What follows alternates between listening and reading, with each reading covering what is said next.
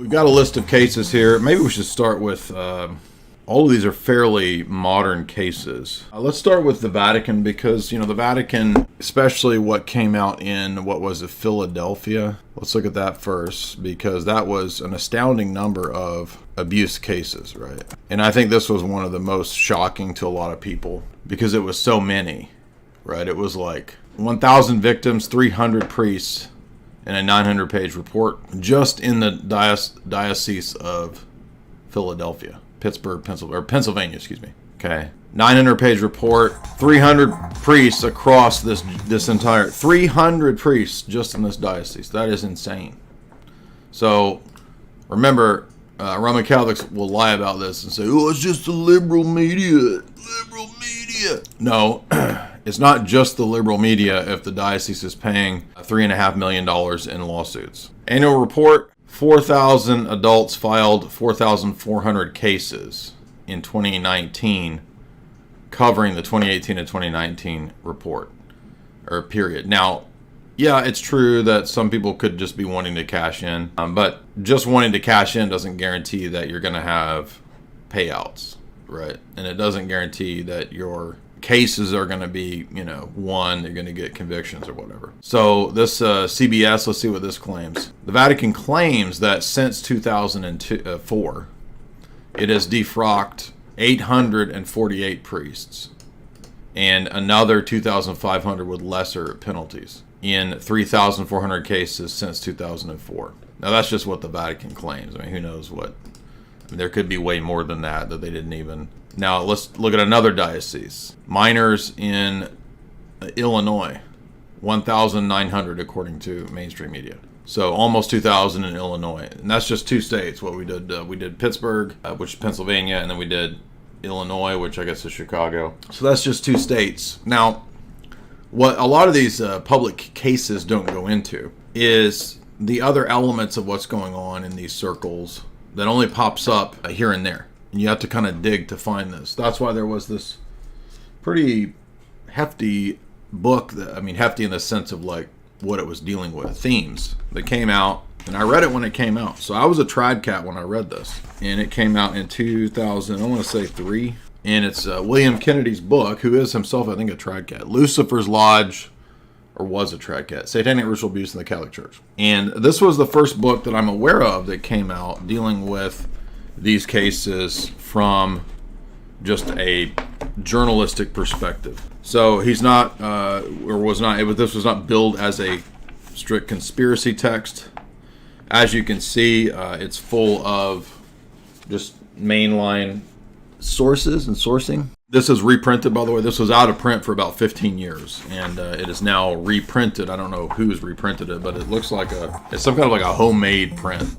He goes into cases in Ireland that were pretty prominent, and the elements that are missing is the elements of where there were satanic ritual abuse going on. He goes into Father Fortune. He goes into the 1960s with hippie priests, the Process Church, Paul Shanley. Paul Shanley, I think, connects to the Process Church. Robert de Grimston, that's Process Church stuff.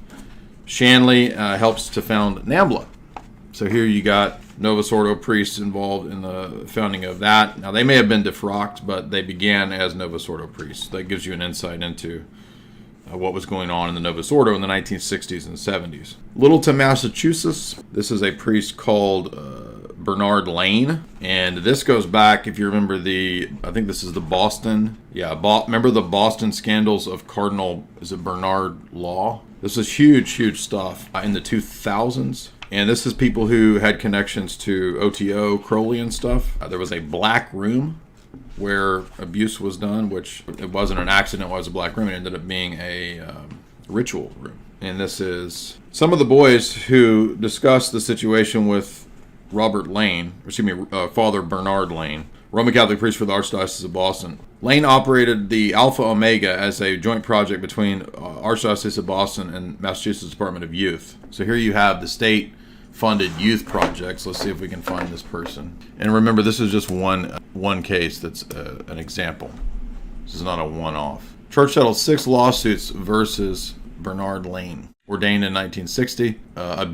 ABUS boys through the Alpha Omega house, as we just discussed. But you'll notice this doesn't tell you anything about Crowley stuff, does it? That's why you have to go deeper into, and a lot of these old articles have been scrubbed. There used to be easily accessible stuff that would tell you the background of these stories, and now you have to find it in books that have archived it like this. So he says, this is citing the mainstream news articles. Reports are that Lane forced the boys in his care into bizarre SEX acts under therapy and spiritual guidance. The boys were prepubescent to 17, and they said that they were told to roll around on the floor, make moaning noises as a form of primal scream therapy that was becoming popular in the 1970s. They were then told to have SEX in the black room with various priests, including Bernard Lane and Paul Shanley, the spiritual father of NAMBLA. So Bernard Lane is working together with the founder of NAMBLA, who is this person. Archdiocese of New York, ex-priest, mega abuser, if I recall, and they don't mention co-founder of NAMBLA. Or excuse me, the spiritual father of NAMBLA. But again, what's hiding in this story is the SRA element that you don't find in a lot of these public stories. But Shanley was a classmate at St. John's Seminary in 1960 and allegedly slept with many young men in the Black Room. As mentioned, Shanley's youth ministry brought him in contact with members of the Process Church of the Final Judgment and with many homeless boys, many of whom sought him for spiritual direction. Both priests could then these priests could shape their therapy techniques to manipulate young men into these actions.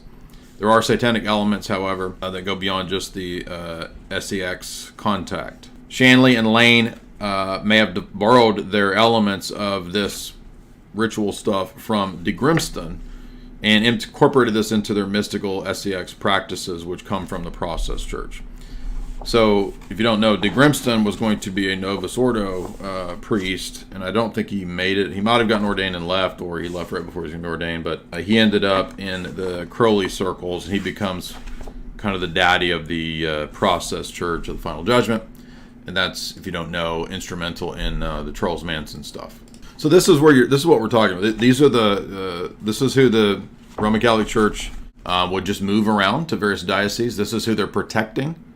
This is who the scumbags in Rome that Roman Catholics think are saints, like John Paul II. They're moving these people around rather than defrocking them. Cardinal Law was most famous for this scandal. Disgraced figure Cardinal Law dies at 86 in 2017. And the disgrace was that all of these predator, creep, satanic, cult, Skittles men, of which there are perhaps thousands, at least according to the Vatican, hundreds. He just trucked them around to different dioceses. So this is how disgusting these people are. And this is who the Roman Catholics want to defend. This is who the Roman Catholics believe you're supposed to submit to. All of these idiots online who never talk about this stuff, by the way. I mean, do you think I just started with this stuff? You'd think I didn't learn this stuff? I mean, I wasn't exposed to any satanic stuff, but I'm saying when I became Roman Catholic in 2003 on the basis of all this stuff, I thought church fathers taught this stuff. I had no idea that this was the real status of the Roman Catholic Church. So this is just a window into 3 dioceses: Boston, Pittsburgh, Chicago. And it's just total degeneracy.